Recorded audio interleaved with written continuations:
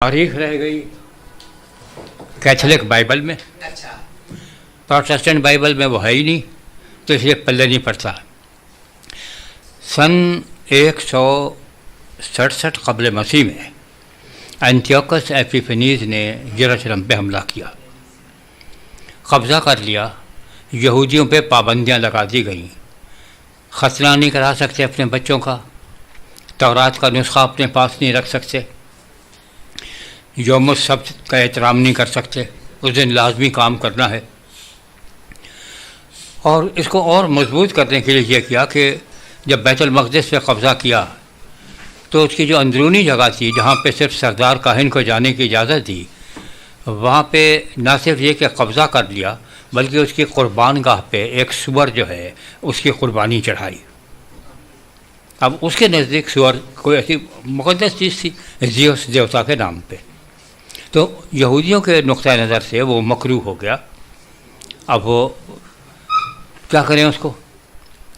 تو 3 سال کے بعد 164 قبل مسیح میں جب متیاس نے یہ جن سے مکابی یہ چلے ہیں انہوں نے بغاوت کی اور کامیاب ہو گئے، تو کامیاب ہو جانے کے بعد سب سے پہلا کام یہ کیا کہ بیت المقدس کو غسل دیا، دھویا اسے، اس خوشی میں چراغاں کیا۔ اور وہ جو مکروہ چیز ہے وہ اصل میں وہی والی چیز ہے کہ جو چیز بیت المقدس میں آ کے شرک کا ایک نمائندگی کی گئی اور اس کی بنیاد رکھی گئی۔ جب جناب مسیح نے یہ کہا کہ صاحب اس مکروہ چیز کو جس کا ذکر دانیال کی کتاب میں ہے اور پڑھنے والا غور سے پڑھ کے وہ دیکھو تو تم سمجھ لینا کہ صاحب اب مصیبت کے دن آ گئے۔ رومیو نے جب سن 70 عیسوی میں قبضہ کیا تو ان کی اپنی قطعاً یہ خیال نہیں تھا کہ اس کو آگ لگا دیں گے، بیت المقدس کو آگ لگانے کا ان کا کوئی پروگرام نہیں تھا۔ لیکن ایک رومی سپاہی جو شمع لے کے جا رہا تھا، جب بھگدڑ مچی اور اندر سے لڑائی شروع ہو گئی تو پردے کو آگ لگ گئی، اور اس پردے کو آگ لگ جانے کی وجہ سے پھر تمام چونکہ لکڑی کا بنا ہوا تھا تو اس نے آگ پکڑ لی۔ یہ ہے اس کا بیک گراؤنڈ کہ صاحب وہ جو مکروہ کرنے والی چیز کو جب وہاں پہ کھڑا ہو کر ہوا دیکھو تو یعنی شرک کی بنیاد جب وہاں پہ دیکھو خانہ خدا سے اٹھتے ہوئے، پھر اس کی جو سالگرہ ہے وہ یہودی اب تک مناتے ہیں اور اس کو عید حنوقہ کہتے ہیں، عید تجدید جس کا اردو میں ترجمہ کیا گیا ہے۔ اسی موقع پہ چونکہ وہ ایک تو وہ اپنے خدا کے گھر کو دھوتے تھے، تو قریب ہی جو چشمہ تھا خضرون کی وادی میں، وہاں سے وہ مٹکے لاتے تھے، مٹکے پانی کے بھر کے، پہلے دن ایک مٹکا، دوسرے دن 2، تیسرے دن 3 ہوتے، اور اسی طرح سے پہلے دن 1 چراغ، دوسرے دن 2 چراغ، 8 دن تک رہتی تھی تو 8ویں دن 8 چراغ اور 8 مٹکے۔ وہ چشمے سے پانی بھر کے لاتے تھے۔ جو چشمے کا پانی ہے اس کو یہودیوں کی زبان میں زندہ پانی کہتے ہیں، کہ یہ باقی جو ٹھہرا ہوا پانی ہے جوہر کا وہ مردہ ہے، اس میں زندگی کے آثار نہیں پائے جاتے۔ جو چشمے کا ہے وہ آ رہا ہے اور جا رہا ہے، یہ زندہ پانی ہے۔ اس کی مناسبت میں اب آپ یوحنا کی انجیل کو دیکھیں کہ وہاں پہ جب مسیح نے کہا کہ میں زندگی کا پانی ہوں، تو اسی موقع پہ کہا کہ جب وہ عید حنوقہ منا رہے تھے کہ تم یہ مٹکے لا رہے ہو اور دھو رہے ہو، اور 8 دن کے بعد جب عمل ختم ہو جائے گا، لیکن اس کے بعد کون پاک کرے گا جب تک کہ وہ پاک ذات اس کے اندر موجود نہ ہو، اور وہ میں ہوں، اور تم چراغاں کر رہے ہو، 8 دن کے بعد یہ چراغاں بجھ جائے گا، میں دنیا کا نور ہوں، یہ نہ بجھنے والا چراغ ہے یا سورج ہے۔ تو اس کانٹیکسٹ میں یہ سب کچھ تھا۔ بدقسمتی سے وہ ادھر رہ گیا، مکابیوں کی کتاب پروٹسٹنٹ ترجمے میں آئی نہیں، تو پروٹسٹنٹ حضرات کو بیک گراؤنڈ کا پتہ نہیں ہوتا کہ یہ کیا ہے۔ تو جب وہاں پہ دانیال میں حوالہ ہے وہاں پہ پیشگوئی ہے، جب انجیل میں حوالہ ہے تو یہ پیشگوئی نہیں ہے بلکہ پہلے سے ایک پیشگوئی جو پوری ہو چکی ہے 167 قبل مسیح میں، اس کی طرف اشارہ ہے کہ تاریخ اپنے آپ کو دہرائے گی اور پھر ایسا ہوگا، لہٰذا اس لحاظ سے وہ تاریخ بھی ہے اور ساتھ میں پیشگوئی بھی ہے۔ تو جو وجندر نے 60 کیا تھا تو ان کی فلیگ کے اندر جو گدھ کا نشان تھا وہ بھی مکروہ تھا؟ وہ جو تھا عقاب تھا، رومیو کا نا، رومیو کا جو تھا وہ عقاب تھا۔ اب وہ جو لاطینی زبان کا لفظ ہے اور جس کا یونانی میں ترجمہ کیا گیا اس کے دو ترجمے ہو سکتے ہیں، عقاب بھی اور گدھ بھی. دونوں چیزیں ہو سکتی اور وہ عقاب لے کے آتے تھے. یہودیوں کی شریعت میں عقاب اور گدھ دونوں جو ہیں وہ حرام ہیں. مکروہ ہے یا حرام؟ حرام ہے، مکروہ نہیں. اردو میں مکروہ دوسری چیز ہے. یہ اردو کا ترجمہ جو مکروہ ہے یا احبار کی کتاب میں وہ بہت کمزور ہے. وہاں پہ مکروہ نہیں ہونا چاہیے بلکہ وہ نجس ہیں. نجس ہے. پہلے وہ حرام ہیں اور اس کے بعد نجس ہیں. اس کو ہاتھ بھی لگاتے ہیں تو آپ ناپاک ہو جاتے ہیں، کیونکہ کچھ چیزیں ہیں جو حرام ہیں لیکن اس کو ہاتھ لگانے سے آپ ناپاک نہیں ہوتے. گدھا حرام ہے فرض کیجیے، لیکن گدھے کو آپ ہاتھ لگائیں آپ ناپاک نہیں ہوتے، اس کی سواری کرتے ہیں، ورنہ سواری کیسے کرتے؟ تو پھر یہ ہوا کرتا کہ جب ہمارے یہاں گدھا ذبح کیا گیا اور پکڑا گیا تو اس نے کہا میں نے کوئی جرم نہیں کیا ہے. گدھا حرام ہے، اس نے کہا مولویوں سے پوچھ لو. تو ٹی وی پہ مولوی جب بیٹھے تھے متفقہ فیصلہ یہ تھا کہ اگر کسی کا پالتو گدھا ہو تو اس کو ذبح کرنا حرام ہے، لیکن اگر آوارہ پھر رہا ہو تو وہ حلال ہے. یہ جیورسپروڈنس ہے. اب یہ مجبوری کیا کیا جائے؟ تو وہاں پہ وہ نجس ہونا چاہیے. تو ترجمہ کہ بھئی یہ چیزیں نجس ہیں اور خود بھی نجس ہیں اور دوسرا جو ان کو ہاتھ لگاتا ہے اس کو بھی نجس کر دیتی ہیں. اس میں ایک اعتراض یہ ہے کہ جانور اگر کوئی ہے مر گیا ہے، اعتراض ہے کہ جانور مر جانے کے بعد اب وہ ناپاک ہے، آپ اس کو نہیں کھا سکتے، لیکن تورات میں اجازت ہے کہ آپ اس کو غیر یہودی کو بیچ سکتے ہیں. یار جب حرام چیز ہے آپ کیوں بیچتے ہیں؟ مسئلہ یہ ہے کہ غیر یہودیوں کے ہاں وہ مرا ہوا حرام نہیں ہے، تو آپ اپنے مذہب کو ہر ایک کے اوپر چسپاں مت کریں.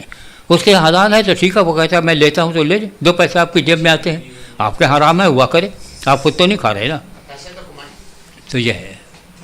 اچھا ایسا بھی تھا نا سر کہ وہ جو آپ اگر رومیو کی بات کر رہے ہیں تو سن 66 عیسوی میں ولیریس نے بجندر نے اس نے حملہ کیا تھا جی جی اور اس نے محاصرہ کر لیا. ٹھیک ہے جناب مسیح نے کہا تھا کہ جب اس کو گھرا ہوا دیکھو ٹھیک ہے تو تم پہاڑوں کی طرف بھاگ لینا. مسیح حضرات جو تھے یہ ماؤنٹ پہلا کی طرف بھاگ گئے، انہوں نے اپنی جان بچا لی. یہ واپس اس کے بعد کرنے آئے. ولیرس واپس نہیں آیا لیکن بعد میں ٹائٹس آیا. جب ٹائٹس آیا تو ہیں 70 میں، جب 70 میں ٹائٹس آیا تو پھر اس نے اینٹ سے اینٹ بجا دی اور جتنے یہودی سے اسے نہیں چھوڑے. 70 لاکھ یہودی صرف مارے تھے بقول جوزیفس کے.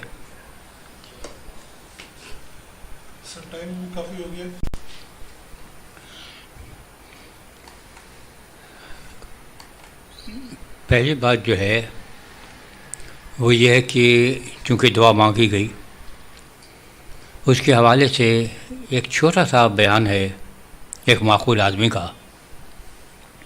ہمارے تو معلوم نہیں کیا خیالات ہوتے ہیں. ہم یہ کہتے ہیں کہ ہم دعا اس لیے مانگتے ہیں کہ خدا وہ کام کرے جو ہم چاہتے ہیں، اس کو بدلنا چاہتے ہیں. ان صاحب نے کہا ہے کہ میں دعا مانگتا ہوں تاکہ میں بدل جاؤں. چھوٹی سی بات لیکن بہت بڑی بات. پچھلی دفعہ جو ہم نے بات کی تھی ہم اسی کو آگے بڑھاتے ہیں اور وہ یہ تھا کہ ریلیونس تھیوری پہ ہم نے بات کی تھی کہ ہم جب بھی کوئی گفتگو کرتے ہیں یا لکھتے ہیں تو ہمارے ذہن میں انسائکلوپیڈک نالج ہوتا ہے. کسی بھی چیز کے بارے میں لا انتہا معلومات ہوتی ہیں، لیکن ہم وہ تمام کی تمام کبھی پیش نہیں کرتے کیونکہ نہ دوسرے سے ہضم ہوتی ہیں نہ ہم سارے کے سارے ریکال کر سکتے ہیں.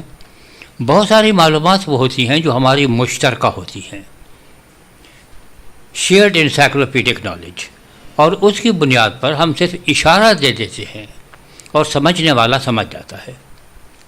مثلا جب آپ کسی آدمی کو یہ کہتے ہیں کہ یہ تو بالکل گدھا ہے تو آپ کو یہ بتانے کی ضرورت پیش نہیں آتی کہ میں نے تمثیل بیان کی ہے، میں نے استعارہ استعمال کیا ہے، میں نے مثال دی ہے. لوگوں کو معلوم ہے کہ گدھا جب آپ کسی انسان کو کہتے ہیں تو آپ کی مراد کیا ہوتی ہے، اور اسی سے آپ کو معلوم یہ بھی ہو جاتا ہے کہ اس لفظ کو اس وقت ہم لفظی معنی میں یا غیر لفظی معنی میں لیں. یہ ہماری اصطلاح ہے کیونکہ لوگ عام طور پر کہتے ہیں کہ یہ لفظی ہے یا لیٹرل ہے اور یہ جو ہے یہ مجازی معنی ہے. تو ہم کہتے ہیں کہ پھر مجازی کی بحث میں پڑھنے سے بہتر یہ ہے آپ کہیں کہ یہ لفظی معنی ہے اور یہ غیر لفظی معنی ہے، یہ لٹرل ہے یہ نان لٹرل ہے. جب آپ کہتے ہیں کہ گدھا گھاس کھاتا ہے تو آپ لٹرل معنی لے رہے ہیں، کیونکہ دنیا کے گدھے یہی کام کرتے ہیں کہ گھاس کھاتے ہیں، گوشت نہیں کھاتے۔ جب آپ لفظی طور پر لیتے ہیں تو آپ کے ذہن میں گدھے کا مفہوم جو ہوتا ہے کہ یہ ایک جانور ہے جس کی 4 ٹانگیں ہیں، گھاس کھاتا ہے، بار برداری کے کام آتا ہے، بوجھ بھی اٹھاتا ہے، ڈھینچو بھی کرتا ہے۔ جب آپ کسی آدمی کو کہتے ہیں کہ یہ گدھا ہے تو آپ کی نہ تو یہ مراد ہوتی ہے کہ یہ گھاس کھاتا ہے، نہ یہ مراد ہوتی ہے کہ یہ بار برداری کے کام آتا ہے، نہ یہ مراد ہوتی ہے کہ آپ اس پہ سواری کر سکتے ہیں، نہ یہ مراد ہوتا ہے کہ یہ ڈھینچو کرتا ہے۔ تو چونکہ یہ چاروں باتیں اس میں نہیں پائی جاتی، اس کے باوجود آپ گدھے سے تشبیہ دیتے ہیں، تو آپ کسی اور معنی میں استعمال کر رہے ہیں جو لفظی نہیں ہے۔ اگر وہ لفظی والی ساری باتیں پائی جائیں تو پھر وہ لفظی ہے، نہ پائی جائیں تو نہیں ہے۔ ایک اور عام سی مثال، ہم کھانے کی بات کرتے ہیں کہ ہم یہ لیتے ہیں، اسے اٹھاتے ہیں، یا منہ اس میں ڈالتے ہیں، یا اسے منہ میں ڈالتے ہیں، چباتے ہیں اور لعاب دہن کے ذریعے سے اس کو اندر لے جاتے ہیں، یہ ہمارے معدے میں پہنچ جاتا ہے، یہ کھانا ہے۔ لیکن جب آپ کسی سے کہتے ہیں یار مغز بس کھاؤ، تو وہ آپ کا مغز نکال کے چباتا نہیں ہے، اندر نہیں لے جاتا ہے، تو یہ آپ لفظی معنی نہیں لے رہے۔ جب آپ کہتے ہیں کہ یار وہ تو جوتے کھاتا پھر رہا ہے، تو اب یہ جوتے کھانا جو ہے یہ محاورہ ہوگا، یہ لفظی معنی نہیں ہوں گے، کیونکہ جوتے ایسی کوئی نرم چیز نہیں ہے جس کو آپ کھا سکیں، اور نہ ہی آپ اس کے جوتے اتار کے کھاتے ہیں۔ تو یہ ہم صرف وہ چیز بیان کرتے ہیں اور جس سے لوگ پہلے سے واقف ہوتے ہیں۔ اگر کوئی نیا موضوع لے کے آئیں تو پھر ہمیں ساری تشریح کرنی پڑتی ہے۔ اگر آپ ایک سائنسدان سے بات کر رہے ہیں، آپ الیکٹران، پروٹون، نیوٹران جب کہتے ہیں، آپ کو کوئی تشریح نہیں کرنی پڑتی کہ یہ کیا بلا ہے۔ لیکن جب آپ ایک عام آدمی کو سمجھانا چاہتے ہیں تو پھر آپ کو پوری تشریح کرنی پڑتی ہے کہ بھئی ایک ایٹم ہوتا ہے، اس میں یہ ہوتا ہے، ورنہ وہ بیچارہ ان میں سے کسی کے بارے میں نہیں جانتا۔ تو اب اسی کی روشنی میں ہم یہ دیکھتے ہیں کہ وہ پہلے کی جو تاریخ کے زمانے سے پہلے کی باتیں ہیں، کیونکہ حضرت ابراہیم علیہ السلام سے تاریخ کا زمانہ شروع ہوتا ہے، یا ہمیں تاریخی شواہد ملتے ہیں یا آثار قدیمہ سے کچھ شواہد ملتے ہیں کہ ہمیں نام ملتا ہے ایک آدمی کا ابراہمو۔ تو ابراہمو سے ہم یہ جانتے ہیں کہ اس زمانے میں یہ نام رکھے جاتے تھے، یہ نام وہاں پہ رکھے جاتے تھے جس کو ماں بین النہرین کہتے ہیں، میسوپوٹیمیا کے 2 دریاؤں کے درمیانی جگہ، یہ دوآبہ آپ کا دجلہ اور فرات کا یہاں نام پایا جاتا ہے۔ اور بائبل میں بھی یہ آتا ہے کہ حضرت ابراہیم کا تعلق اسی علاقے سے تھا۔ تو چاہے حضرت ابراہیم کے تاریخی ہونے کا وجود نہ ملے، لیکن یہ معلوم ہو جاتا ہے کہ یہ نام اس زمانے میں عام تھے، تو یہ لہٰذا یہ نام گھڑا نہیں گیا ہے۔ کوئی گھڑتے تو عجیب و غریب ہوتا، لیکن یہ اس زمانے میں پایا جاتا تھا، تو اس بات کے عین امکانات ہیں کہ ان کے بارے میں جو اور باتیں کہی گئی ہیں وہ بھی صحیح ہوں۔ ہم امکان کی بات کر رہے ہیں، یقینی طور پر نہیں کہہ سکتے۔ لیکن حضرت ابراہیم علیہ السلام سے جو پہلے کا دور ہے اس کے بارے میں نہ تاریخ روشنی ڈالتی ہے نہ آثار قدیمہ، تو ہم اس کو پری ہسٹورک پیریڈ کہتے ہیں، وہ قبل از تاریخ ہے۔ اس کا مطلب یہ نہیں ہے کہ وہ غیر تاریخی ہے، نہیں، بلکہ یہ کہ تاریخ سے اس کی کوئی تصدیق نہیں ہوتی۔ تو جو پہلے والے واقعات ہیں ان میں زیادہ تر سمبلزم سے کام لیا گیا ہے، اور وہ سمبلزم چونکہ ہمارا کامن نہیں ہوتا تو ہمیں غلط فہمی ہوتی ہے۔ ہم ایک مثال دیتے ہیں جو بہت اتنی پرانی نہیں ہے، لیکن ہمارے معاشرے سے اس کا کوئی تعلق نہیں دکھائی دیتا، یا الٹا ہے۔ ہمارے یہاں جب آپ کسی کو کہتے ہیں کہ صاحب یہ لومڑی ہے، تو لومڑی ہمارے یہاں چالاکی اور مکاری کی علامت سمجھی جاتی ہے، کہ لومڑی نے کہا کہ دیکھا انگور ہے کھانے چاہیے، بڑے اچھلی کودی نہیں آیا، کہنے کہ اچھا ہے، کھٹے تھے۔ یہ ہم نے یونانیوں کے یہاں سے تصور لیا کہ لومڑی مکار ہوتی ہے، چالاک ہوتی ہے، عیار ہوتی ہے۔ یہودیوں کے یہاں جب کسی کو لومڑی کہتے تھے اس کا مطلب ہوتا ہے 2 ٹکے کا آدمی۔ تو جب مسیح نے یہ کہا تھا کہ جب پیغام بھجوایا ہیرود انتپاس نے کہ صاحب آپ کی جان کو خطرہ ہے، آپ یہاں سے چلے جائیں، تو مسیح نے کہا اس لومڑی سے جا کے کہہ دو کہ میں آج بھی کام کرتا ہوں اور کل بھی اور پرسوں بھی، اور جب تک میرا کام پائے تکمیل کو نہیں پہنچتا میں نہیں جاؤں گا. تو اس کا مطلب یہ نہیں تھا کہ اس چالاک آدمی سے جا کے کہہ دو، بلکہ اس 2 ٹکے کے آدمی سے جا کے کہہ دو کہ تم جو بادشاہ کہلاتے ہو تو تمہاری تو بادشاہی کا خطاب اس لیے تمہیں نہیں ملا کہ تمہارا باپ بادشاہ تھا، بلکہ اس لیے تم نے سینٹ کی جا کے چمچا گیری کی اور انہیں دیا. تو تمہارے پاس طاقت تو دوسروں کی دی ہوئی ہے، تو تم خود محتاج ہو، تو تم میرا کیا بگاڑ لو گے؟ تو یہاں پہ ظاہر ہے کہ مفہوم الگ ہے، اگرچہ لفظ ایک ہے. جب ہم کسی کو الو کہتے ہیں، ایک تو وہ جانور ہے، پرندہ ہے، اور جب کسی آدمی کو الو کہتے ہیں تو بیوقوف ہوتا ہے، بڑا نالائق ہوتا ہے. لیکن جب انگریز الو کہتا ہے تو اس کے معنی یہ ہوتا ہے کہ جو راتوں کو جاگتا ہو، بڑی دیر تک کام کرتا ہو اور بڑا عقل مند ہو. ہمارے یہاں کسی کو الو کہنا گالی ہے، انگریز کے یہاں کسی کو الو کہنا اس کی تعریف کرتا ہے. تو مختلف کلچرز کی وجہ سے یہ سمبلز مختلف ہوتے ہیں. تو اب ہمیں اگر کوئی سمجھنا ہے یہ زمانہ قبل تاریخ کے بارے میں، تو ہمیں اس زمانے میں جانا پڑے گا اور یہ معلوم کرنا پڑے گا کہ اس زمانے میں اس سمبلزم کا مفہوم کیا ہوتا تھا. ہم آج کے دور کو سامنے رکھ کے نہیں کہہ سکتے، کیونکہ ہم پہلی کتاب میں کتاب تکوین کا مطالعہ کر رہے ہیں. تو اس کے جب تیسرے باب میں پہنچتے ہیں تو اس سے پہلے ایک تذکرہ ہے. دوسرے باب کی آخری آیت میں یہ ملتا ہے کہ آدم اور حوا ننگے تھے اور شرماتے نہیں تھے. تیسرے باب کی پہلی آیت یہ ہے کہ سانپ بڑا ہوشیار تھا، مکار تھا. اب مصیبت ہمارے یہاں یہ ہو گئی ہے کہ ننگے، شرمانا اور یہ ہوشیار یا مکار، ان میں کوئی تعلق دکھائی نہیں دیتا. عبرانی زبان میں ہے کہ آدم اور حوا آروم تھے. ننگے کے لیے آروم، میم آروم کی جمع ہے کہ ننگے کو کہتے ہیں. شرماتے نہیں تھے، وہ بھی آر ہے. مکار جو تھا یہ سانپ، تو اس کے لیے بھی آروم کا لفظ آیا ہے. اب اگر آپ اس کو اردو میں کسی طریقے سے وہ ورڈ پلے لانا چاہ رہے ہیں جو کہ ہمارے تراجم میں نہیں ہے، تو ممکن ہے تھوڑی سی محنت کرنے کے بعد کہ آدم اور حوا لباس سے عاری تھے لیکن کوئی آر محسوس نہیں کرتے تھے، اور سانپ بڑا عیار تھا. تو آپ آرومیم کے قریب رہے ہیں.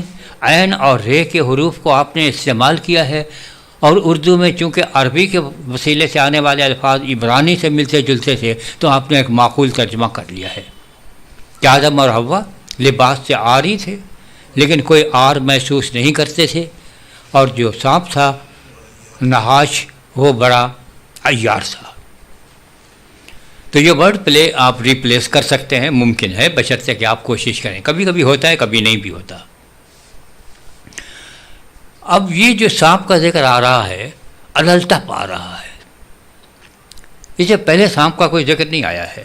مختلف جانوروں کے ذکر آئے ہیں کہ مختلف جانور آتے تھے حضرت آدم علیہ السلام کے پاس، اور وہ جو اس کا نام رکھ دیتے تھے وہی اس کا نام ہو جاتا تھا.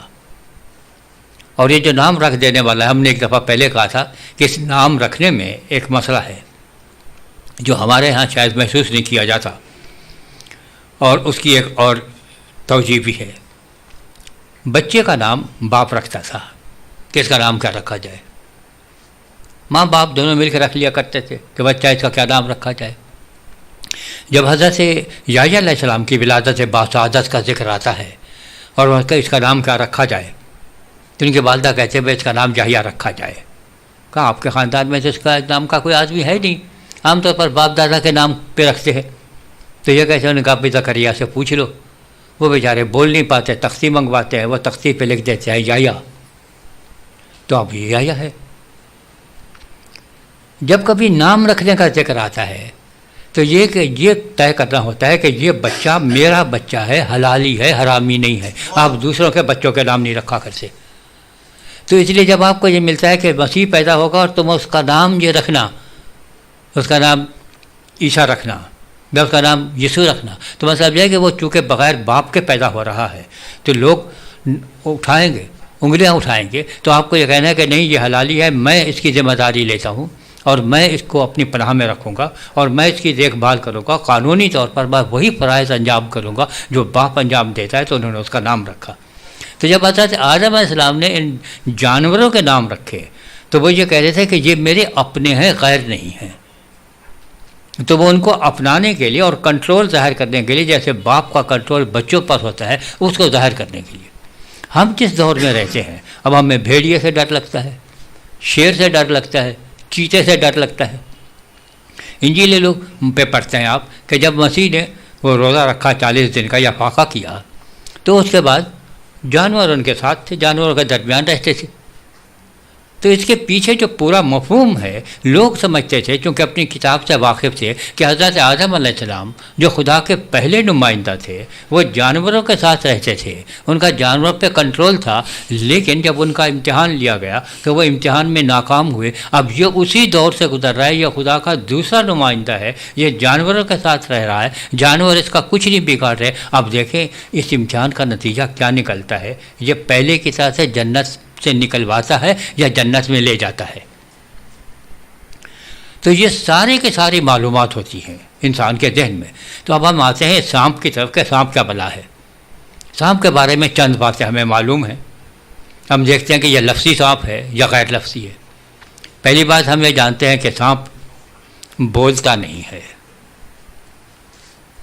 اور اگر بولتا ہے تو ہم اس کی زبان نہیں سمجھ سکتے. ہمیں یہ معلوم ہے کہ سانپ ہمیشہ سے، جب سے ہم جانتے ہیں، پیٹ کے بل چلتا چلا آ رہا ہے کہ کبھی یہ اس کی 4 ٹانگیں نہیں ہوتی تھیں اور یہ اونٹ کی طرح سے نہیں چلتا تھا. ہمیں یہ بھی معلوم ہے کہ سانپ کبھی مٹی نہیں کھاتا. ایک یہودی روایت ہے کہ سانپ کی پہلے 4 ٹانگیں ہوتی تھیں اور اونٹ کے برابر اس کا قد ہوتا تھا.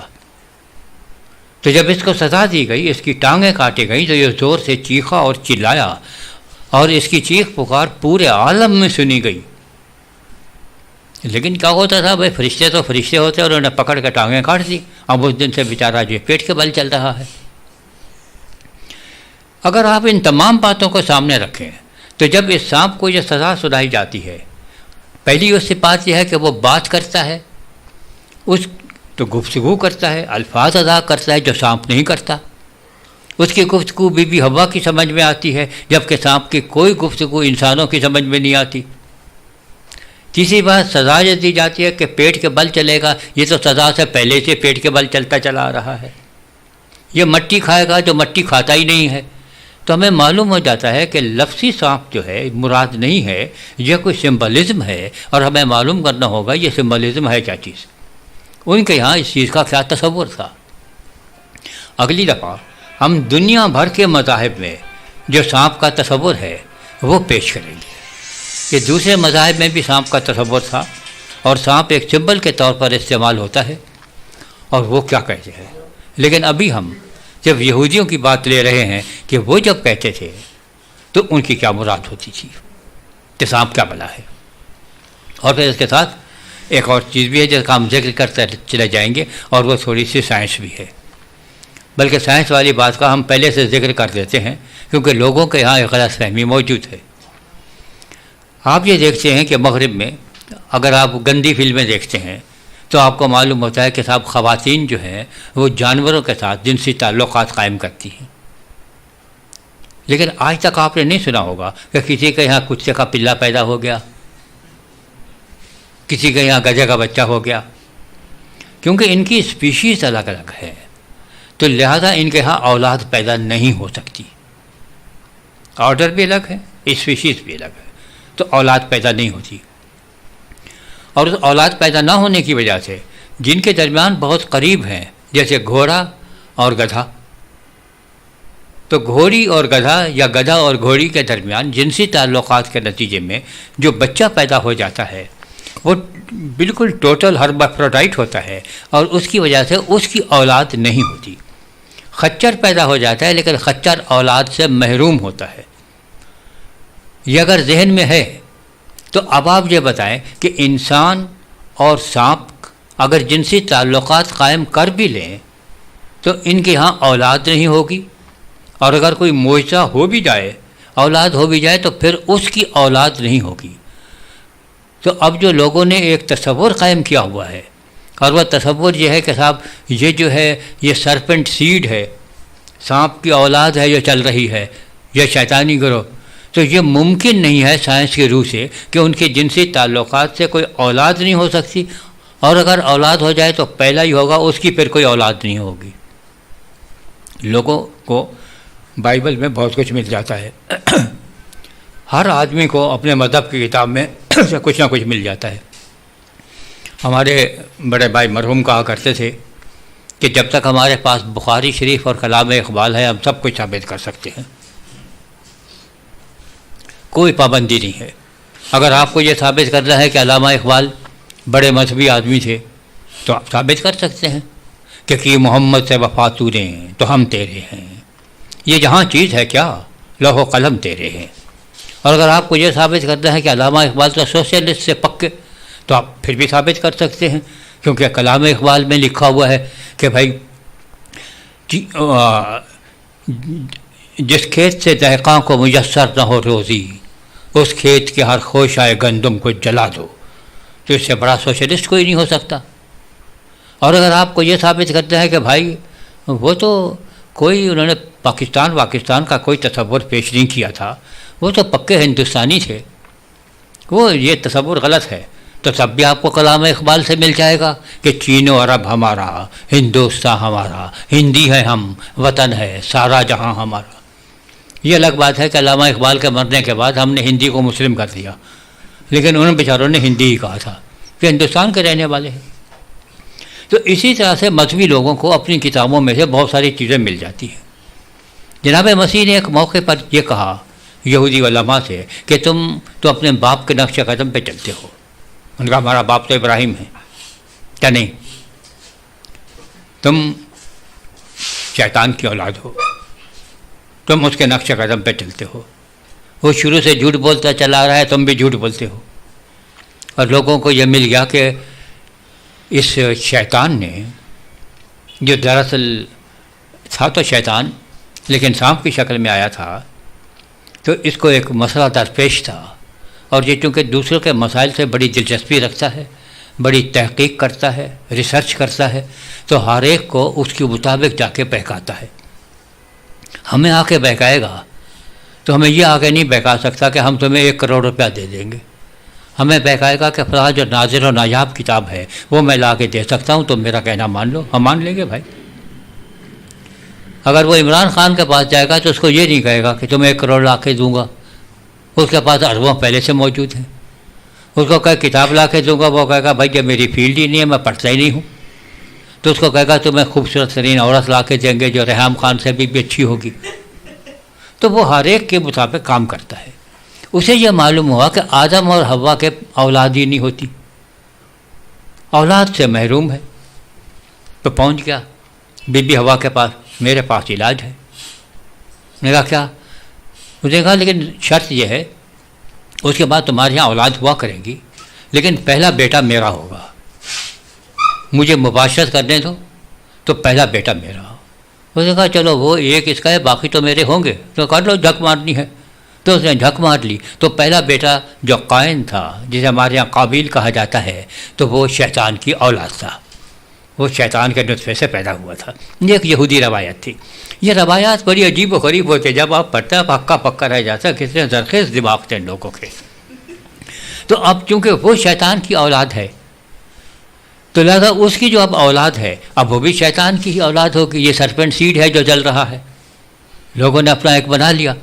لیکن ہم نے پہلے سائنس کی بات کی تھی کہ جب 2 ایسی جاندار جو بالکل قریبی نہیں ہوتے، ان کی الگ الگ جینس سے ایک شاید ہو، لیکن اسپیشیز تو الگ الگ ہوتی ہیں، لیکن جینس ایک ہو، جیسے گھوڑا اور اپنے گدھی، ان کی اگر جنسی ملاپ سے خچر پیدا ہوتا ہے تو اس کی اولاد نہیں ہوتی۔ تو اگر یہ شیطان کی اولاد ہو بھی جاتی تو ایک ہی اولاد ہوتی، اس کے بعد وہ پھر اولاد کے قابل نہیں رہتے، کیونکہ وہ ہرمیفروڈائٹ ہوتے، تو یہ ناممکن ہے۔ اب یہ ہے کہ یہ سانپ ہے کیا بلا؟ جب یہ لوگ سنتے تھے تو ان کے ذہن میں کیا تصور آتا تھا؟ ان کے ذہن میں صدیوں پرانے روایات تھیں۔ ہم تمام کی اپنی اپنی روایات ہوتی ہیں جو ہمیں ورثے میں ملتی ہیں، ہم شاید بعض اوقات محسوس بھی نہیں کرتے اور وہ چلتی چلی آتی ہیں۔ مثلا آپ کو ایک مثال ہم دیتے ہیں کہ کسی زمانے میں ہم لوگ بڑے بدماش ہوتے تھے. خیر وہ تو ہم اب بھی ہیں، لیکن بہرحال اب اعتراف نہیں کرتے. یا بقول ابن انشا کے، انہوں نے کہا کہ انگریزی، کیونکہ جس زمانے میں وہ پیدا ہوئے تھے اس زمانے میں ہمیں تاریخ انگلستان پڑھائی جاتی تھی، مجبوری ہوتی تھی. جس بادشاہ کا نام پڑھو، ایڈورڈ اول، ایڈورڈ دوم، ایڈورڈ سوئم، ایڈورڈ چہارم، ایڈورڈ فلاں، ایڈورڈ فلاں، سارے ایڈورڈ ہیں. یا James one, James two, James three. ہمارے یہاں ہر بادشاہ کا الگ نام ہوتا ہے، ان کے یہاں سے ایڈورڈ اور جیمز کے علاوہ کوئی نام ہی نہیں ملتے. اور انہوں نے لکھا کہ ایڈورڈ پنجم کے بارے میں ایک عجیب بات کتاب میں لکھی ہوئی ہے کہ وہ حرامی تھا. ہے تاریخ میں ناجائز اولاد تھی. تو ابن انشا نے اس کے اوپر تبصرہ کیا کہ انگریز بھی عجیب لوگ ہیں، اپنی کتابوں میں لکھ دیا ہے کہ ایڈورڈ پنجم حرامی تھا. ہمارے بھی سارے بادشاہ ایسے تھے، لیکن ہم نے تو نہیں کہا. تو یہ جو روایات ہوتی ہیں چلتی چلی آتی ہیں، ان کا بعض اوقات ہمیں احساس نہیں ہوتا. ایک زمانے میں جب ہم بہت زیادہ بدماش ہوا کرتے تھے تو ایک قبیلہ دوسرے قبیلے کے اوپر حملہ کرتا تھا، اور حملہ کرنے کے بعد ان کی عورتیں اٹھا کے لے آتا تھا. اب اگر آپ تھوڑے سے بدماش بننے کی کوشش کریں، یا آپ نے فلمیں دیکھی ہیں پنجابی کی، تو آپ کو معلوم ہو ہی جائے گا کہ بھئی کیسا ہوتا ہے. پہلی بات یہ ہے کہ ڈاکو کو یہ احساس ہوتا ہے کہ میں پہچان لیا جاؤں گا، تو وہ ڈھاٹا باندھ کے جاتا ہے اور اس کا منہ لپٹا ہوا ہوتا ہے، صرف آنکھیں اتنی سی کھلی ہوتی ہیں تاکہ اس کا کوئی پہچان نہ سکے. اگر راستے میں مل جائے تو مار نہ ڈالے، جان ہر ایک کو پیاری ہوتی ہے. تو ایک تو وہ ڈھاٹا باندھ کے جاتا تھا کہ اس کا منہ دکھائی نہ دے. وہ چھوٹی سی جھیری سے دیکھ رہا ہے جو آپ کو نظر نہیں آ رہا. دوسری بات ہے کہ جدھر سے وہ گیا ہے اسے معلوم ہے کہ جب لڑکی دوسرے قبیلے والوں کی اٹھا کے لاؤں گا، اس راستے سے واپس آتا ہوں تو لوگ اس وقت تک ہوشیار ہو گئے ہوں گے، وہ مجھے مار ڈالیں گے. تو جاتا ایک راستے سے، آتا دوسرے راستے سے تھا. گھوڑوں پہ جاتے تھے، لڑکی چرائی، اس کے ہاتھ ڈال دیے، باندھ دیا، پیروں میں ڈال دی تاکہ بھاگ نہ جائے، اور اس کو اٹھا کے لے آتے تھے. اور اگر اس کا کہیں خون وون بھی بہہ جائے، کچھ ہو جائے لڑائی وڑائی میں، تو لال کپڑے پہناتے تھے تاکہ خون ظاہر نہ ہو کہ اس کے کچھ چوٹیں آئی ہیں کہ بڑی مشکل سے ساتھ میں ملی ہے.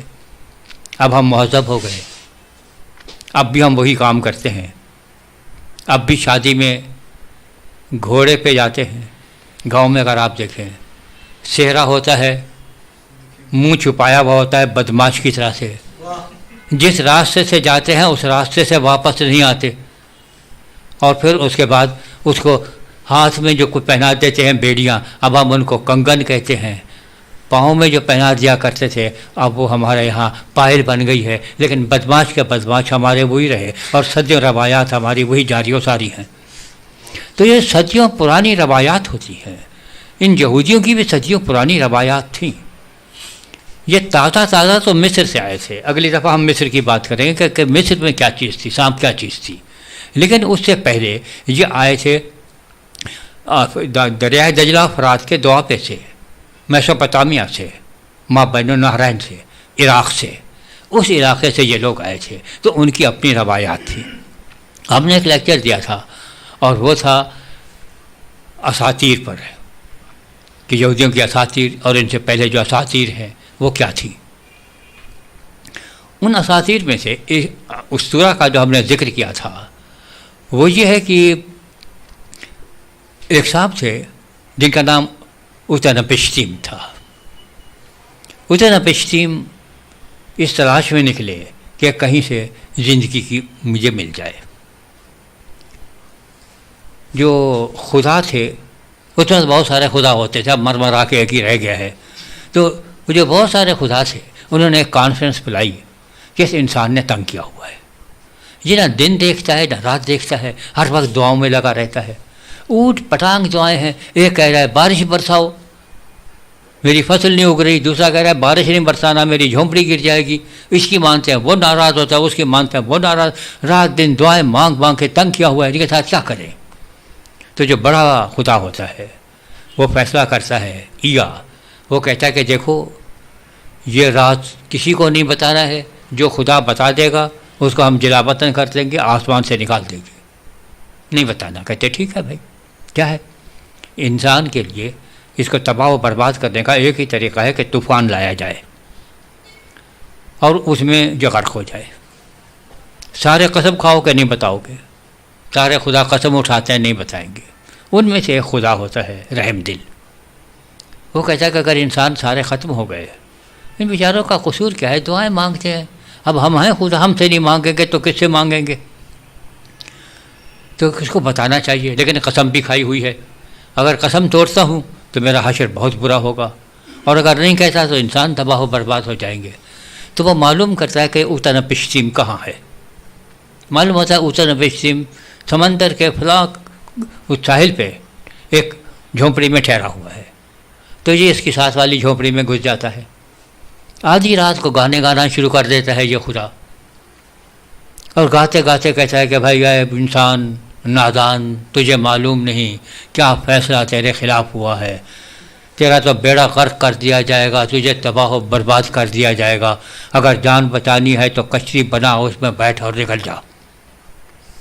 اس کی نیند خراب ہو رہی ہوتی ہے اوتنپشتیم کی. وہ جاگ رہا ہے، وہ سنتا ہے آواز تو انسانوں کی نہیں لگتی. اس نے میں یہ کہہ کے بھاگ لیتا ہے. وہ آ کے دیکھتا ہے خالی ہے، تو وہ کہتا ہے کہ خالی ہے، اس کا مطلب ہے کوئی وحی مجھ پہ اتری ہے، کوئی الہامی کیفیت تھی جس میں یہ معلوم ہو گیا ہے. کشتی بنا کے بھاگ لیتا ہے.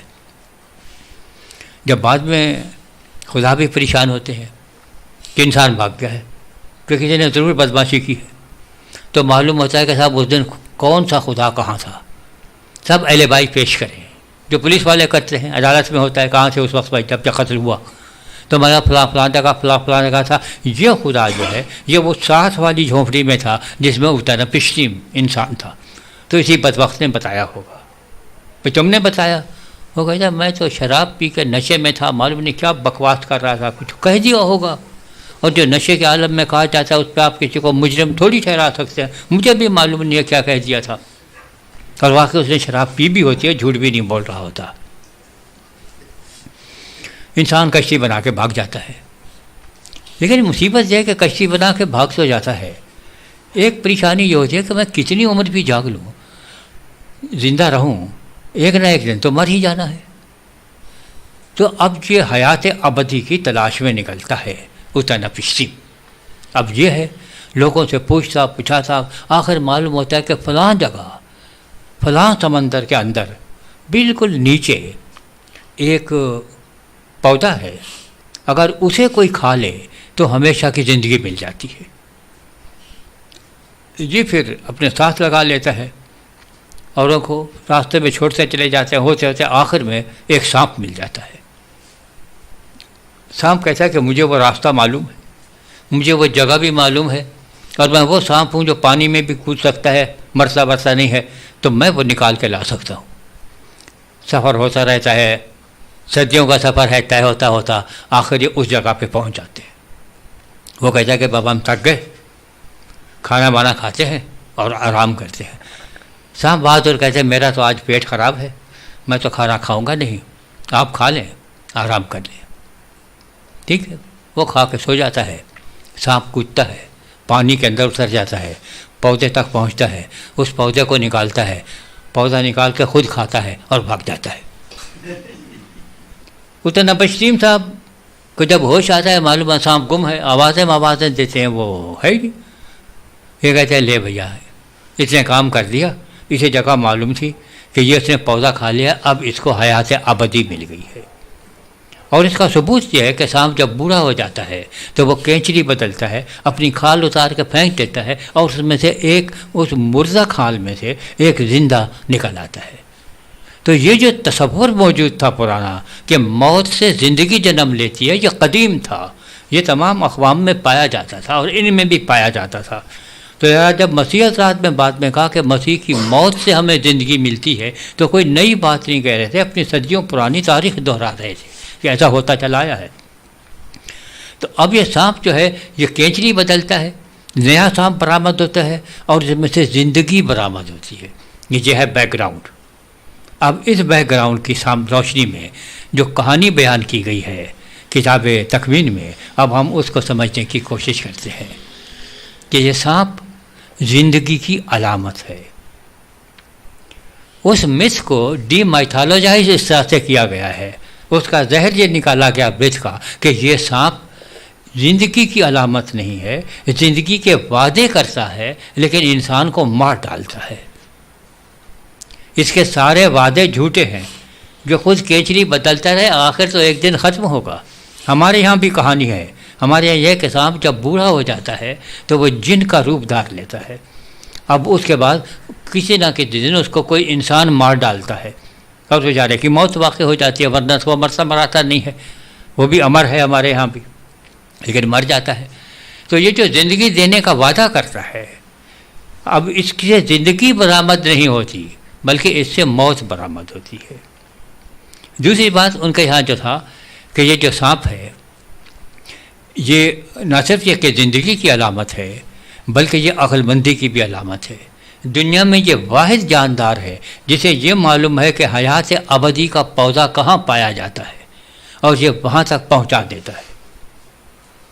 اب آپ دیکھیں کہ وہاں پر بھی اس کے درمیان اس باغ میں، اس جنت میں، باغ عدن میں ایک پیڑ موجود ہے جو کہ ہمیشہ کی زندگی کا دیتا ہے، اور اسی پیڑ کے ساتھ، اسی پیڑ کے بارے میں، دو الگ نہیں ہیں، اسی پیڑ کے بارے میں یہ بھی کہا گیا ہے کہ اسے عقل و فہم عطا ہوتی ہے۔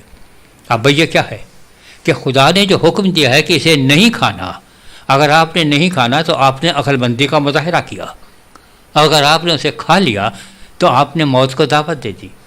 آپ کی حیات ابدی کا یہی ہے کہ آپ اس سے رابطہ قائم رکھیں جو کہ حیات ابدی کا منبع ہے۔ حیات ابدی کا منبع پیڑ نہیں ہے، حیات ابدی کا منبع خدا کی ذات ہے۔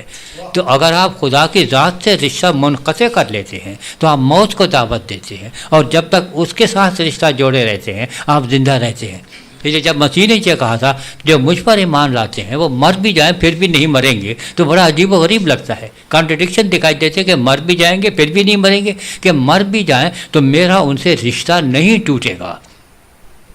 حضرت ابراہیم علیہ السلام کا انتقال ہو گیا، حضرت اسحاق کا انتقال ہو گیا، حضرت یعقوب کا انتقال ہو گیا، صدیاں گزر گئیں، صدیوں بعد اللہ تبارک و تعالی حضرت موسیٰ علیہ السلام سے کہتے ہیں کہ میں ابراہیم کا، اسحاق کا اور یعقوب کا خدا ہوں، تھا نہیں۔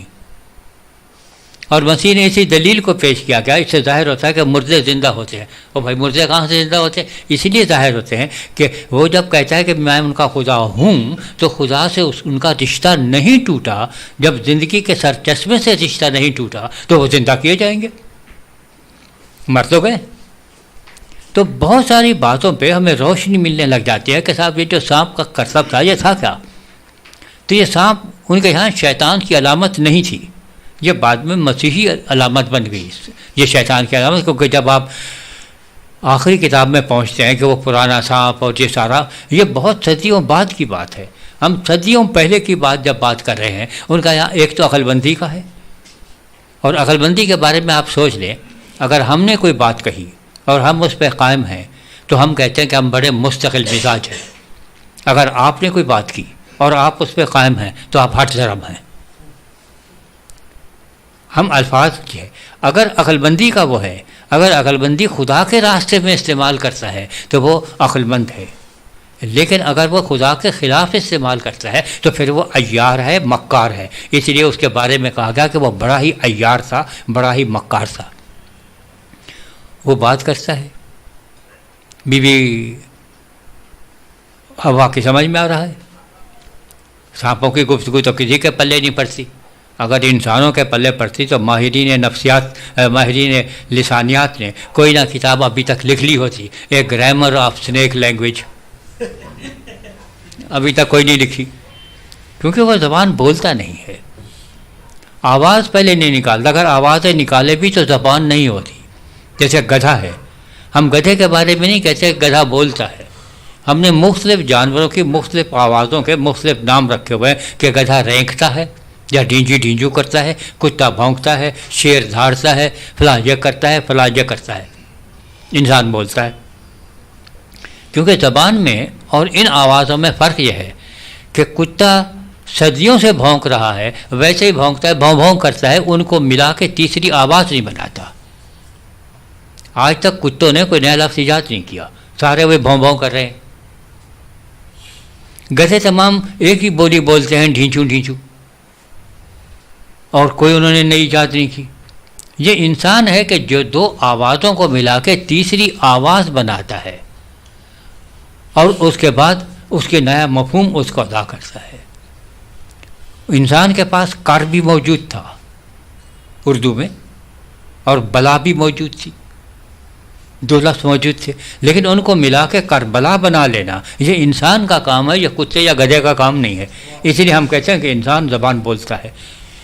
تو شیطان یا سانپ بولتا نہیں ہے کہ آپ یہ کہہ کہ وہ بول رہا تھا. ظاہر ہے کہ ان کے یہاں کوئی اور مفہوم ہوگا، اور وہ بولنے کا مفہوم جو ہے آمر، جب وہ کہتا ہے، خدا کے لیے بھی ہے، شیطان کے لیے بھی ہے، انسانوں کے لیے بھی ہے، جانوروں کے لیے بھی ہے. کہ ایک گدھے نے ایک نبی سے یہ کہا، او میاں تمہیں تو دکھائی نہیں دیتا، تو اندھے ہو، مجھے تو وہ دکھائی دے رہا ہے، وہ تلوار لے کے کھڑا ہوا ہے مارے. تو کیا گدھے بولتے ہیں؟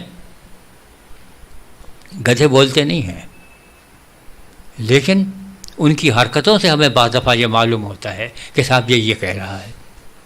کتا بولتا نہیں ہے، لیکن جب وہ غراتا ہے تو ہمیں معلوم ہو جاتا ہے کہ اس کی نیت کیا ہے. یہ اب حملہ کرنے والا ہے، بھائی آپ جان بچاؤ جیسے بھی ہے، ورنہ یہ چھوڑے گا نہیں.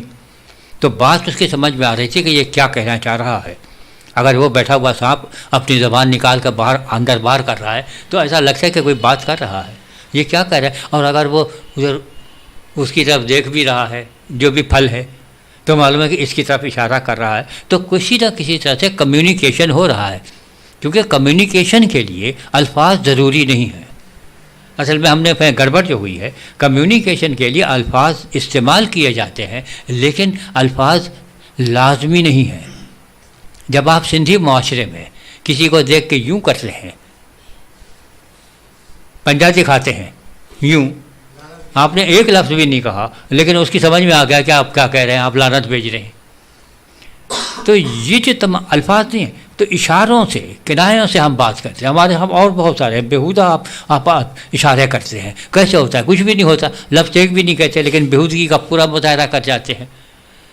تو کمیونیکیشن کے لیے زبان لازمی نہیں ہے. اگر کمیونیکیشن کے لیے زبان لازمی ہوتی تو گونگے اور بہرے کبھی بھی کمیونیکیٹ نہیں کر سکتے، لیکن وہ کمیونیکیٹ کرتے ہیں اپنے طریقے سے.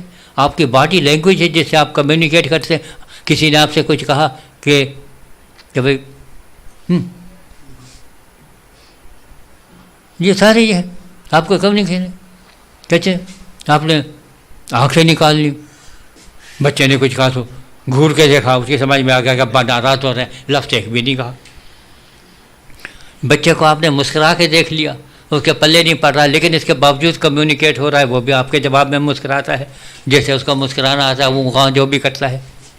ہم نے ایک فلم دیکھی ہے یوٹیوب پہ، آپ دیکھیے گا کہ ایک بچہ اور ایک کتا آپس میں باتیں کر رہے ہیں، اور کمال ہے جس نے وہ کیا ہے. بچہ اپنی باتیں کر رہا ہے، کتے کی سمجھ میں آ رہا ہے یہ کیا کر رہا ہے، کتا بھی ویسے کر رہا ہے، اور وہ اپنے لگے ہوئے ہیں، دونوں کمیونیکیٹ ہو رہا ہے. وہ کر رہا ہے لیکن کتے کی سمجھ میں آ رہا ہے یہ کیا کر رہا ہے، وہ بھی ویسے کر رہا ہے، وہ اس کو پیار کر رہا ہے، وہ کر رہا ہے. تو کمیونیکیشن ہوا ہے. ضروری نہیں کہ الفاظ کے ذریعے سے کمیونیکیشن ہوا ہو. جب عبرانی میں آپ آمر کہتے ہیں تو یہ کہنا بھی ہے، بولنا بھی ہے، حکم دینا بھی ہے، بکواس کرنا بھی ہے، کسی کے ذہن میں یا دماغ میں کوئی چیز ڈال دینا بھی آمر ہے، الہامی طور پر کسی کو بتا دینا آمر ہے، اور اشاروں کے ذریعے سے بتانا بھی آمر ہے. تو اس کا ترجمہ یہ کہنا کہ اس نے بولا، یہ اس کے الفاظ سے، یہ سے، یہ ضروری نہیں ہے. تو ان کے ہاں یہ تصور تھا کم از کم یہ دو چیزوں کا کہ شیطان سمبل ہے ایک عقل مندی کا اور دوسرے حیات جاویدانی کا. تو بائبل نے وہ کہانی بیان کر کے دونوں کی تردید کر دی کہ یہ عقل مندی نہیں، اس نے جو کچھ سکھایا تھا انسان نے جہالت کا راستہ اختیار کیا اور اس کی سزا بھگت رہا ہے.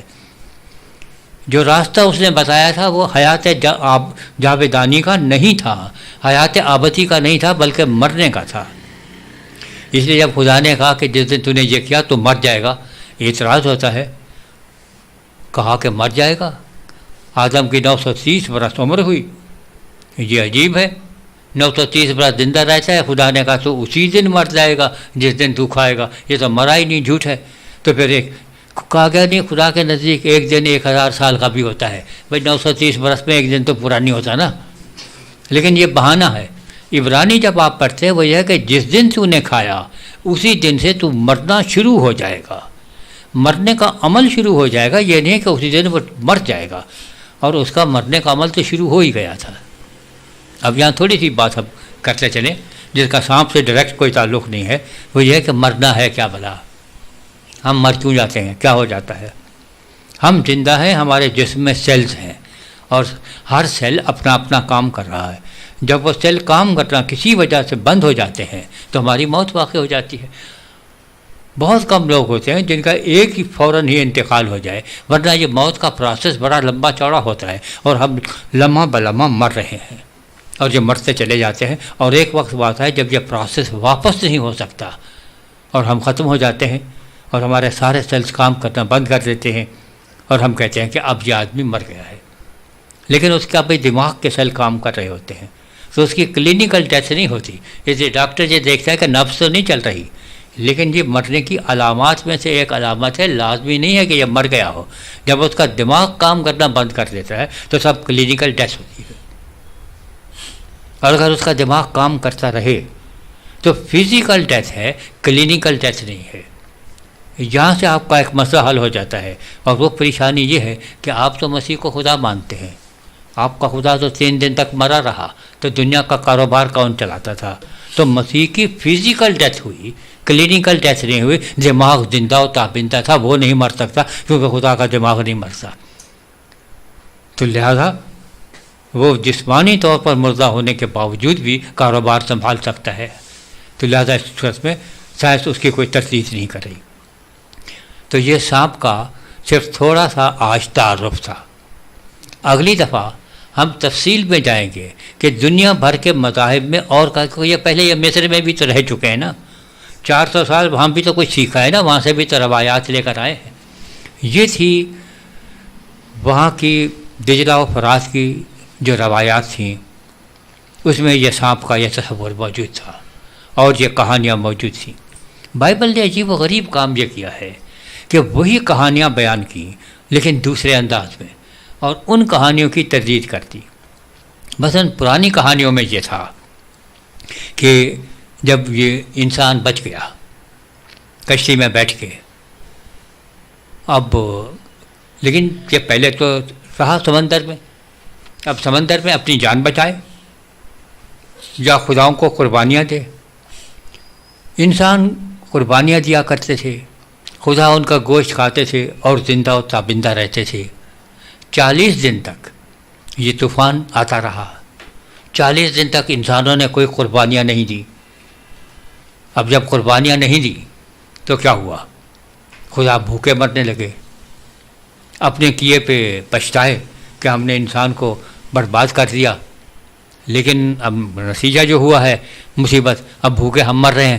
دعائیں مانگتے تھے، تنگ کرتے تھے، لیکن کھانا بھی تو کھلاتے تھے، تو بھائی انسان بچ جائے۔ تو انسان جب بچ گیا تو انسان نے قربانی دی۔ تو انوما ایلش میں جو کتاب ہے جس میں ساری کہانی ہے، اس میں یہ ہے کہ جب انسان نے قربانی دی تو سارے خدا مکھیوں کی طرح سے اس قربانی پہ ٹوٹ پڑے۔ 40 دن کے بھوکے تھے بھائی، کوئی مذاق تھوڑی ہے۔ آپ ایک دن کا روزہ رکھتے ہیں، شام کو 5 بجے سے رکھ کے بیٹھ جاتے ہیں، سب کچھ برداشت نہیں ہو رہا ہوتا، تو 40 دن میں کسے برداشت ہوتا ہے؟ سارے خدا ٹوٹ پڑے کہ یہ خدا اوپر سے آسمان سے آئے نیچے زمین پر اور انسان کی قربانی کھائی۔ بائبل میں جب یہی کہانی بیان کی تو کہا کہ صاحب جب یہ طوفان ختم ہو گیا، انسان کشتی سے باہر نکلا، اس نے جب قربانی دی تو اس کی قربانی زمین سے آسمان کی طرف گئی۔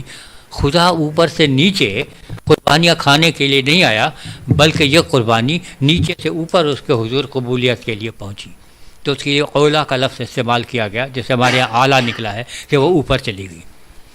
تو بائبل نے وہی کہانیاں بیان کر کے ان کی تردید اس طرح سے کی کہ تصور دوسرا پیش کر دیا۔ تو یہ ہے سانپ کا تصور ان کے ہاں، اور اس سانپ کے تصور سے جو بائبل نے اس کی تردید کی ہے وہ بھی یہ ہے کہ صاحب یہ سانپ یہ کام نہیں کرتا۔ یہ 2 دفعہ یہ لفظ نحاش سانپ کے لیے استعمال کیا گیا ہے۔ مزے کی بات یہ ہے کہ سانپ کے لیے اور لفظ اوفا ہے، اور وہ بہت دفعہ آیا ہے۔ نحاش 2 دفعہ، ایک یہاں پر اور دوسرا اس سانپ کے لیے استعمال کیا گیا ہے جو حضرت موسیٰ علیہ السلام کے زمانے میں کانسی سے بنایا گیا تھا، اور جس کی طرف سے ہوتے ہوئے لوگ آسمان کی طرف دیکھتے تھے اور بچ جایا کرتے تھے۔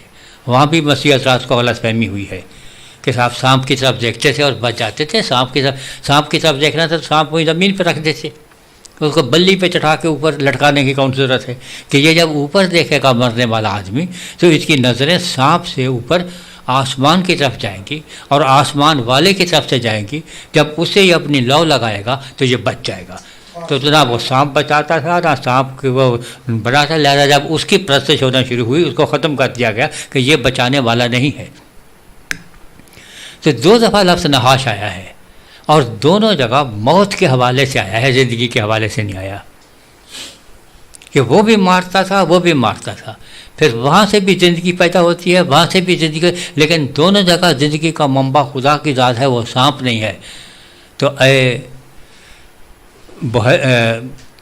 یہ اس کے دوآبائے دجلہ و فرات کے رہنے والوں، تم جو سانپ سے امیدیں لگا کے بیٹھے ہو کہ یہ تمہیں حیات ابدی دے گا، یہ تو سوائے کاٹنے کے اور کچھ نہیں کرتا۔ اب پھر آپ دیکھتے ہیں کہ آگے جو ہے سانپ کے بارے میں کہ یہ تمہاری ایڑی پہ کاٹے گا اور تم اس کا سر کچلو گے۔ اب آپ دیکھ رہے کہ سانپ کی پہنچ کہاں تک ہے؟ صرف ایڑی تک، اور یہ وہ ایڑیاں ہیں جو ایسے بوٹ نہیں پہنتی تھیں جس میں پیر ڈھکے ہوئے ہیں، یہ کھڑاؤں جیسے پہنتے تھے جس میں پیر ننگے ہوتے تھے تقریباً، اس لیے مٹی لگ جاتی تھی، سبھی پاؤں دھویا بھی کرتے تھے۔ تو وہ جو ہے اس میں وہ ایڑی پہ کاٹتا ہے اور انسان اس کا پیر اس کا سر کچل کے رکھ دے گا کہ یہ جو حیات ابدی کے دعوے کرتا پھرتا ہے کہ تمہیں زندگی مل جائے گی، اس کی تو اپنی قسمت میں موت لکھی ہے، یہ تو اپنے آپ کو زندگی نہیں دے سکتا، تمہیں کیا خاک دے گا؟ اس کی تو قسمت میں موت لکھی ہے، یہ تو ہمیشہ کچلا جائے گا، مارا جائے گا، یہ بچے گا نہیں۔ پھر یہ صاحب یہ زمین پہ لوٹے گا، پیٹ کے بل چلے گا بھائی، اب بھی چلتا ہے، خاک کھائے گا، مٹی نہیں کھاتا۔ یہ کیا ہے؟ اس کا مفہوم کیا ہے؟ آپ پھر پرانے زمانے میں چلے جائیے کہ جب کوئی مجرم پیش کیا جاتا تھا، اور یہ اس وقت کے جب کسی بادشاہ کسی دوسرے ملک پہ حملہ کرتے تھے اور پہلا والا بادشاہ زندہ پکڑ کے لایا جاتا تھا، تو پہلا کام اس کا یہ ہوتا تھا کہ وہ اس کا تخت و تاج سارا چھین لیا جاتا تھا، اس کے کپڑے اتار دیے جاتے تھے، وہ تقریباً ننگا ہو جاتا تھا اور اس کو قیدیوں کے لباس پہنا دیا جاتا تھا۔ اب یہ کہانی آپ دیکھ رہے ہیں کہ آدم کی کہانی سے ملتی ہے، اس کا لباس اتار لیا گیا۔ پہلے اس کو اپنے اترے ہوئے لباس کا احساس نہیں تھا، اب اسے احساس ہونے لگا۔ اب اس کے بعد جو ہوتا تھا کہ وہ زمین پہ مٹی پہ بیٹھ جائے۔ بادشاہ سلامت تخت پر بیٹھے ہوئے ہیں، یہ جو مفتوح بادشاہ ہے یہ زمین پہ لیٹا ہوا ہے، اپنی جان کی پناہ مانگ رہا ہے کہ صاحب مجھے جان کی پناہ عطا فرمائی جائے۔ اب معلوم نہیں بادشاہ کیا حکم دیتا ہے۔ بادشاہ سلامت زیادہ بولتے نہیں ہیں، اشاروں کی زبان بولتے ہیں، اور اشاروں کی زبان یہ ہے کہ اگر اس نے کہا یوں کھڑے ہو جاؤ تو اب وہ سر اٹھانے کے قابل ہے، اس کی جان بخش دی گئی، اور اگر بادشاہ نے کہا یوں تو جلاد کا حکم ہے کہ اس کی گردن اتار دو۔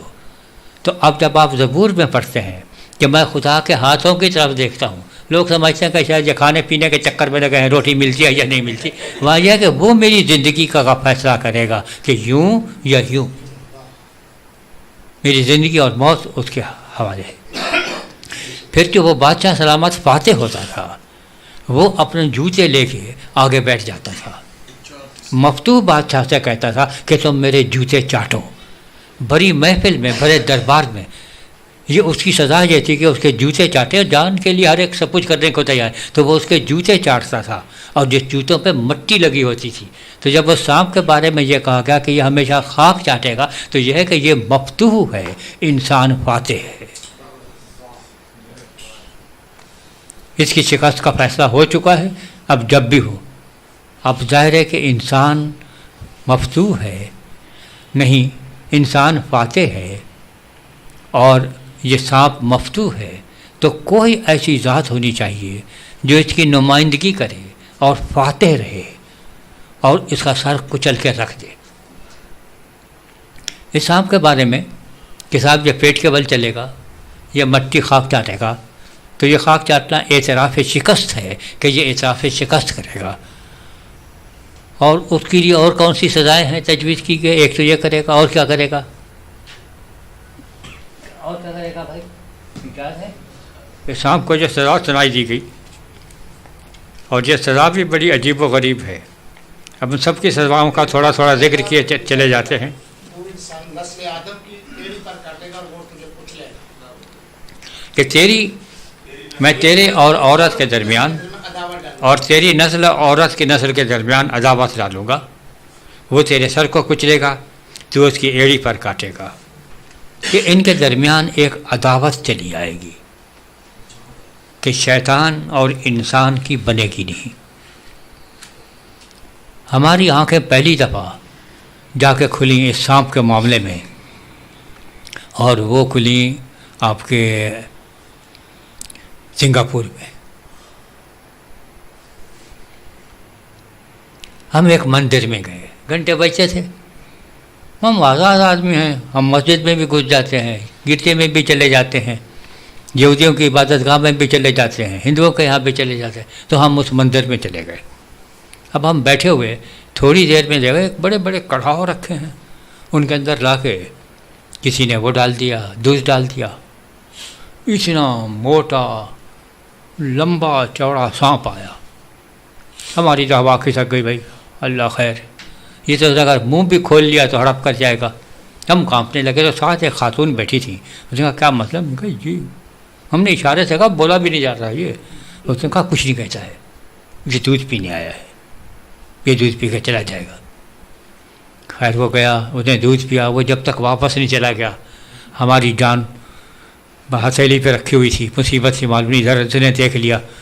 اگر دودھ پینے پی جائے، خون پینے لگ گیا تو ہم کیا کر لیں گے؟ اس کا کوئی بگاڑ تو نہیں سکتے. تو وہ لوگ سانپ کی پرستش کرتے ہیں. یہاں پہ یہ کہا گیا کہ تمہاری اور انسان کی عداوت رہے گی، کبھی بنے گی نہیں. اس سانپ کی حکومت آج بھی ہے کہ لوگ اس کی پرستش تک کرنے پہ تلے ہوئے ہیں، اس کو زندگی کی علامت سمجھتے ہیں، اور آج تک وہ روایات جاری و ساری ہیں. بائبل نے وہ روایات بیان کرنے کے بعد ان کی تردید کر دی کہ ان کی کبھی بنے گی نہیں. یہ لاکھ اس کی عبادت کر لیں لیکن خوف تو رہے گا. آدمی سانپ کے کانٹے سے عام طور پر نہیں مرتا، کیونکہ بہت کم سانپ ہیں جو زہریلے ہیں. سانپ کی دہشت سے مرتا ہے. جب کسی کو سانپ کاٹ لیتا ہے اور آپ اس کو ڈاکٹر کے پاس لے جاتے ہیں تو ڈاکٹر یہ کہتے ہیں کہ وہ سانپ کہاں ہے جس نے کاٹا تھا. وہ سانپ کا اچار ڈالے گا. وہ سانپ کو دیکھ کے یہ جانتا ہے کہ یہ سانپ زہریلا ہے یا نہیں. اگر زہریلا سانپ ہے تو کتنی دیر تک یہ آدمی بچ سکتا ہے، اس سے پہلے میں اس کو دوا دے دوں تو بچ جائے گا، اور اگر وہ وقت گزر گیا ہے تو کچھ نہیں کر سکتا. اور اگر زہریلا سانپ نہیں ہے تو انجیکشن پھر بھی دیتا ہے اس کو تسلی دینے کے لیے کہ ڈاکٹر نے انجیکشن لگا دے، اب کچھ نہیں ہوگا. حالانکہ وہ اس کا کچھ نہیں ہوتا، معلوم ہوتا ہے اس کا کچھ بگڑے گا نہیں. لیکن سانپ کی دہشت انسان کو مار ڈالتی ہے. وہ ہنری کی ایک کہانی ہے، ہم اس پہ ختم کریں گے. ایک شخص رات کو تھکا ہارا آیا، اکیلا رہتا تھا کمرے میں، اندھیرا تھا. اس نے دیکھا کہ سانپ بیٹھا ہوا ہے. سانپ کی آنکھیں چمک رہی ہیں. اب یہ دیکھے سانپ پلک تک نہیں جھپکائے. بھائی اس کو گور گور کے دیکھا جا رہا ہے. یہ آنکھیں پھر بند کرے، تھوڑی دیر میں اب چلا گیا ہوگا، لیکن سانپ اپنی جگہ پہ بیٹھا ہوا ہے، اس کو گورے جا رہا ہے. صبح تک اس آدمی کا دم نکل گیا. ڈاکٹر کو بلایا، کیا ہوا ہے؟ اس نے کہا کہ ویسے تو ہارٹ اٹیک ہوا ہے،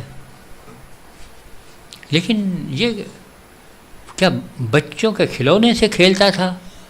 معلوم ہوا کہ بچے کا کھلونا تھا، اور اس کھلونے کے اندر 2 موتی لگے ہوئے ہیں جو چمک رہے تھے لال لال، اور وہ یہ سمجھ رہا تھا کہ یہ سانپ ہے. تو خوف کی وجہ سے اس کی موت واقع ہو گئی. یہ موت کا خوف آدمی کی جان لے لیتا ہے. اسے جب آپ نئے احترامے میں یہ پڑھتے ہیں کہ مسیح نے صرف موت کو شکست نہیں دی بلکہ موت کے خوف کو بھی شکست دے دی ہے، تو اب آپ کی سمجھ میں آتا ہے کہ یہ سانپ کے اوپر جو فتح کا تھا نشان، وہ کیا تھا کہ اس کی دہشت سے جو آدمی مر جاتا ہے، مسیح نے موت کی دہشت ختم کر دی. جب موت کی دہشت ختم ہو گئی تو موت کے جتنے بھی وسیلے ہیں ان تمام کی دہشت ختم کر دی. تو یہ ہے سانپ کا تعارف. یہ ابھی باقی سانپ باقی ہے، ابھی اس کا صرف فن دکھایا گیا ہے. اگلی دفعہ ہم دیکھیں گے کہ اور مذاہب میں اور تہذیبوں میں سانپ کے کیا کیا تصورات موجود تھے، وہ سانپ کے بارے میں کیا سوچتے تھے، اور جس مصر سے یہ آئے تھے وہاں پہ سانپ کا کیا تصور تھا. ہم چھوٹا سا ایک اشارہ دیتے جاتے ہیں، اور یہ کہ حضرت موسیٰ علیہ السلام سے کہا کیا ہاتھ میں کیا ہے؟ ڈنڈا پھینک دو. پھینکا، سانپ بن گیا. یار یہ مگرمچھ کیوں نہیں بنا؟ شیر کیوں نہیں بن گیا؟ چیتا کیوں نہیں بنا؟ سانپ بھی بن گیا. اور پھر تم جاؤ فرعون کے پاس اور اس کو دم سے پکڑ لو. پہلی تو حماقت یہ ہے کہ شیر کبھی بھی سانپ کو آپ دم سے نہیں پکڑتے، سانپ کو یہاں سے پکڑتے ہیں. دم سے پکڑیں گے وہ تو پلٹ کے کاٹ لے گا. اس کا کوئی خوف مت کرو. اور جب حضرت موسیٰ علیہ السلام فرعون کے پاس پہنچے ہوں گے پہلی دفعہ، تو نہیں پہنچے تھے، پہلے بھی شہزادے رہ چکے تھے، وہ اس سمبلزم سے واقف تھے، انہیں معلوم تھا. ہم نے یہ پہلی دفعہ برٹش میوزیم میں دیکھا کہ جتنے بھی بہت ساری ممیاں رکھی ہوئی ہیں، جتنے فرعون گزرے ہیں، ہر فرعون کے ماتھے کے اوپر یہاں پہ سانپ بنا ہوا ہے. تو سانپ سمبلزم تھا فرعون کا کہ اگر اس کے ساتھ بگاڑی تو یہ زندہ نہیں رہنے دے گا، اس کا کانٹا پانی نہیں مانگتا، تو اس کو جا کے چلے جاؤ اور یہ تمہارا کچھ بھی نہیں بگاڑے گا. اس کو چاہے دم سے پکڑ لو، اور یہ سانپ کے لیے بڑی ذلت ہے، اس کی دم سے آپ پکڑ لیں تو یہ تمہارا کچھ بگاڑ نہیں سکتا. تو وہاں پہ سانپ کا جو سمبلزم تھا وہ کچھ اور تھا کہ یہ بادشاہ کی علامت ہوتی تھی کہ بادشاہ سلامت ہیں. لیکن یہاں پہ بادشاہ سلامت نیچے لوٹ رہے ہیں اور انسان اس کو اپنی ایڑی سے کچل رہا ہے، اور بادشاہ سلامت کچھ کر نہیں سکتے. تو وہ جو بادشاہ ہے سب سے بڑا بنا پھرتا ہے، یہ اس کی سب سے بڑی شکست ہے. شکریہ آپ لوگوں کا، مہربانی.